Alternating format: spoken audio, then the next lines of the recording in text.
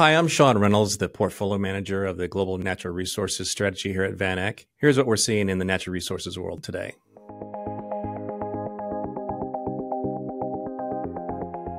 We're seeing a pretty constructive outlook for natural resource equities right now. We really see quite a lot of tailwinds behind the sector, really offsetting a number of headwinds that we've suffered for a few years here. When we really think about natural resource equities, we think about three things. We think about the major reason to own natural resource equities.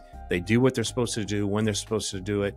They are an inflation hedge. They are leveraged to global growth in a diversification measure. And they're doing what they're supposed to do. The sector right now is one of the best sectors in the market. Energy is particularly doing well, but mining is coming up quickly. So overall, natural resources are doing well. The second reason to really look at natural resources is because, as we see relative to the last 10 years, there's a real difference between the supply-demand imbalance. In 2010 to 2020, we saw huge growth in supply, particularly of oil, and that impacted the decade overall and really put a downer on the entire sector. As we look forward right now, supply and demand is in balance, and that's really supporting very strong commodity prices and therefore profitability for the sector. So we really see a lot of change in behavior as well as in the dynamics of commodity resources. And the third reason is really to think about those tailwinds that I mentioned earlier. There are a number of tailwinds coming after the sector right now that are really helping, from AI to electrification to power build out, EVs, and also LNG. And those things together are really pushing on the demand side and are really supportive of natural resource equities right now. When we think about natural gas demand for the rest of the decade, really think about LNG build out as the major driver for the source of that new demand. Roughly speaking, right now we produce around 100 BCF a day,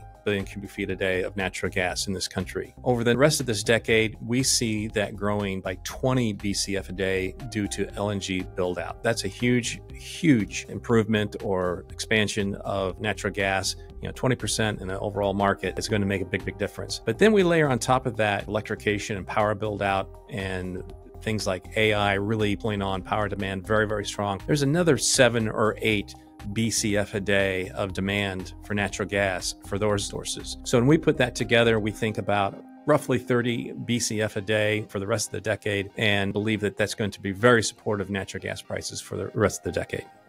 When we think about another tailwind that's really driving the natural resource sector, we think about the demand for copper. The demand for copper is going up dramatically, exponentially over the rest of the decade, really coming from things like electrification, grid build out, power use by AI, data centers, and many other industrial and manufacturing situations that we see happen here in the United States. And really over the rest of the decade, we see somewhere between 5 to 10 tons of extra copper needed. This is a 24-ton market, and we're seeing 5 to 10 coming from just the US in terms of building out all those things. So the demand for copper is going to be very strong. The supply for copper has been fairly abundant over the last decade, but we see in front of us a real dearth of activity.